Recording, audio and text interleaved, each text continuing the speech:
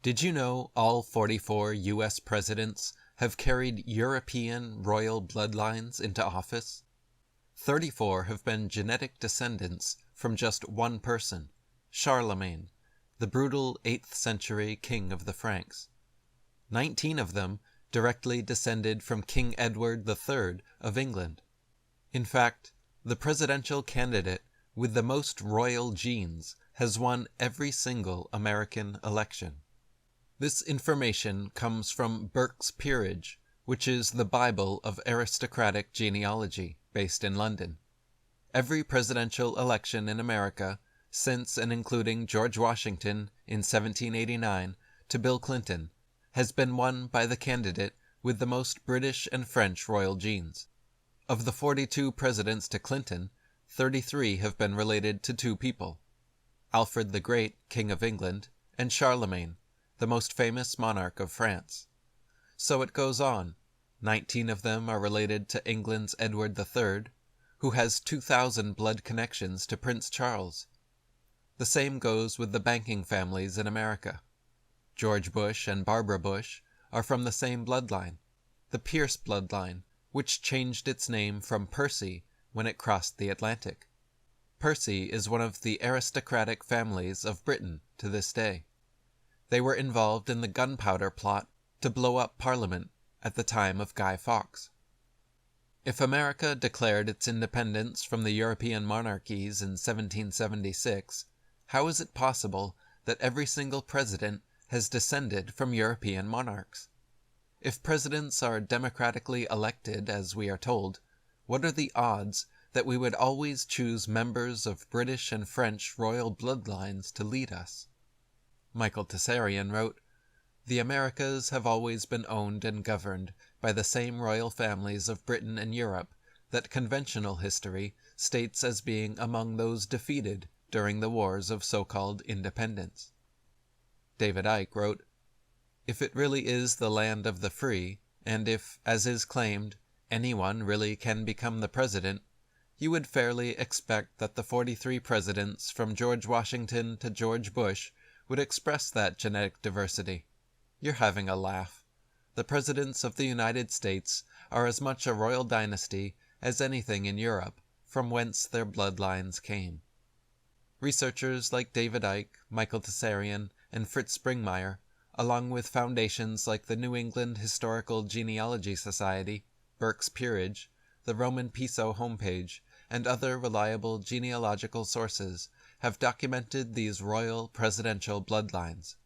Actually, by branching out far enough on the presidential family tree, the dedicated researcher will find that all 44 presidents share kinship, belonging to the same general ancestry, often called the 13th Illuminati bloodline, the Merovingian line, and or the Windsor-Bush bloodline. David Icke wrote, "If you go deeply enough into the genealogical research, you will find that all the presidents are from this line." A spokesman for Burke's Peerage, the Bible of royal and aristocratic genealogy based in London, has said that every presidential election since and including George Washington in 1789 has been won by the candidate with the most royal genes. Now we can see how and why. United States presidents are not chosen by ballot, they are chosen by blood.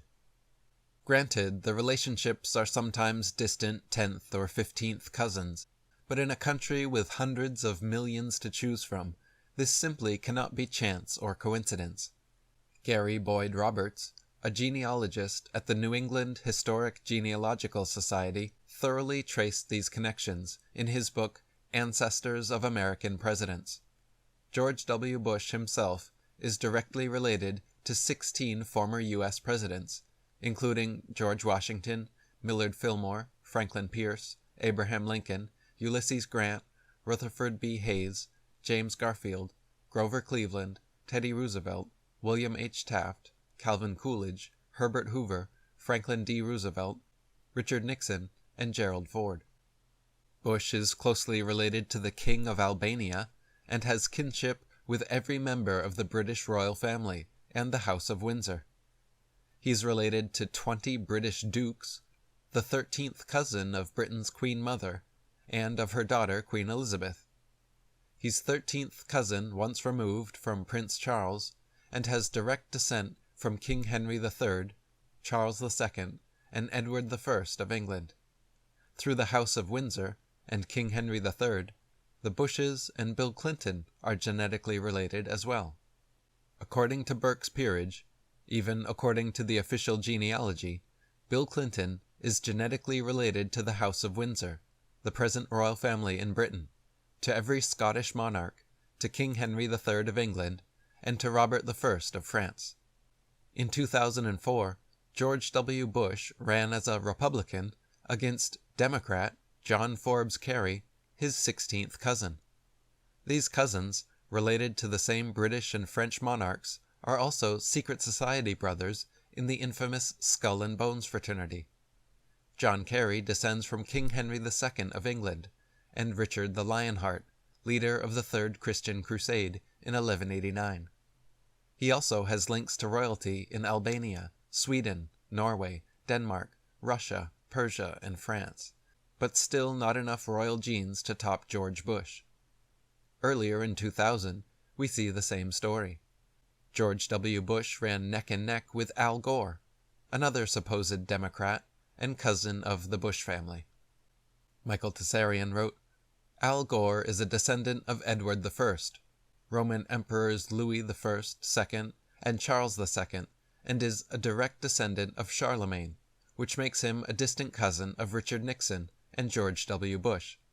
So the top Democratic candidates against Bush in 2000 and 2004 were actually his cousins.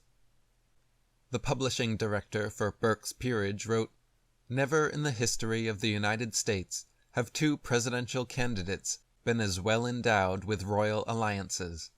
There has always been a significant royal factor in those who aspired to the White House, with Presidents George Washington, Thomas Jefferson, Theodore Roosevelt, Franklin Roosevelt, and Ronald Reagan, among others, all boasting blue blood links.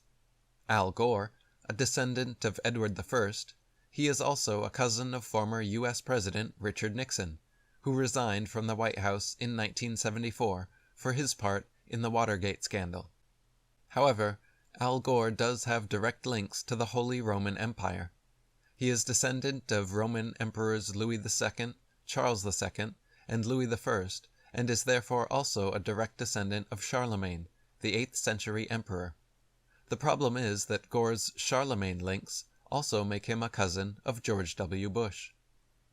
By placing members on both sides of America's faux political dichotomy, the old monarchs have guaranteed their right to throne under the guise of democratic elections.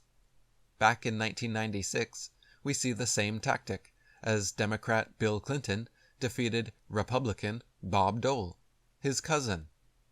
David Icke wrote, Even Bill Clinton and Bob Dole, who opposed each other at the 1996 election, are distant cousins. They can trace their ancestry to England's King Henry III, who reigned from 1227 to 1273, and U.S. Presidents William Henry and Benjamin Harrison. Clinton has far more royal blood than Dole, and is directly descended from the same bloodline as the House of Windsor, every Scottish monarch, and King Robert I of France.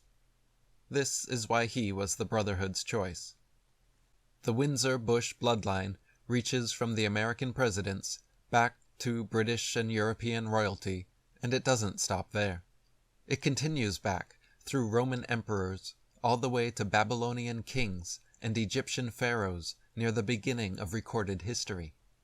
From Marie Antoinette and King Louis XVI, the French line continues back through from Louis XV to the First, Charles XI to the First, Henry IV to the First, Philip V to the First, Robert II, and many other French monarchs. It passes the de Medici family, specifically Catherine de Medici of France, who supported Columbus's expedition to the New World, along with bloodline Queen Isabella of Castile, King Ferdinand of Spain, and the House of Lorraine.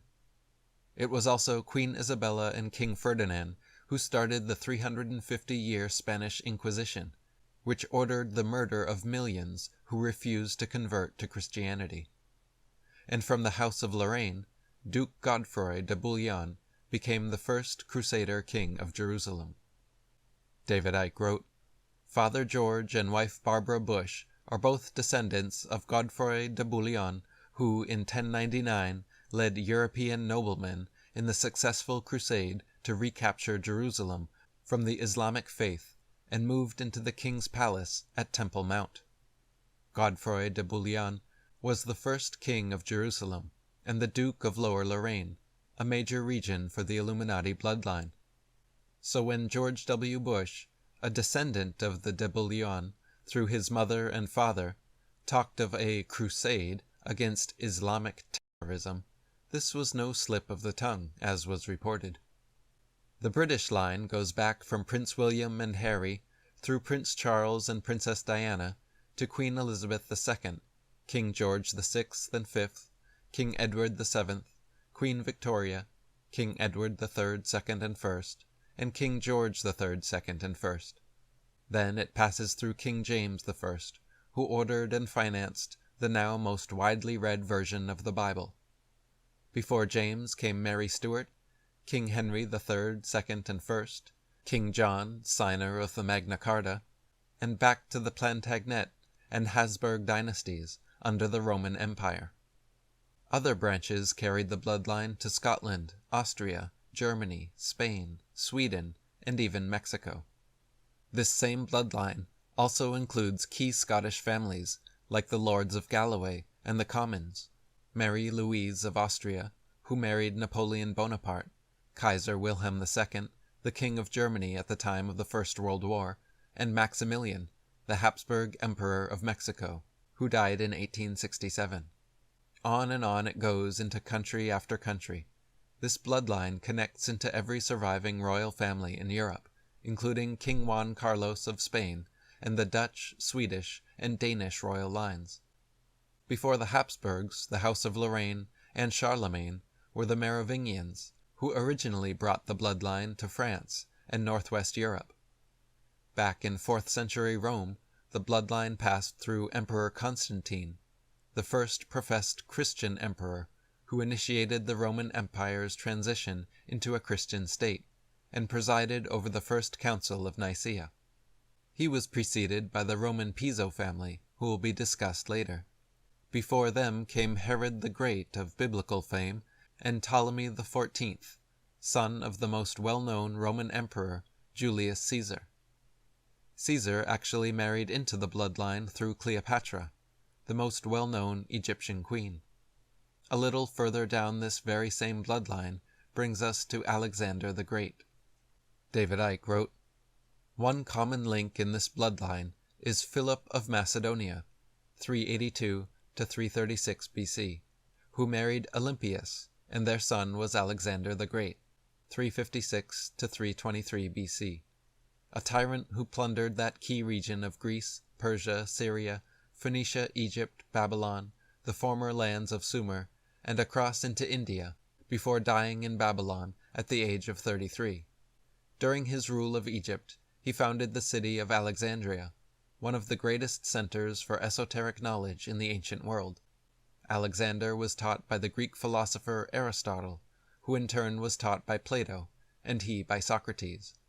The bloodline and the hidden advanced knowledge have always gone together.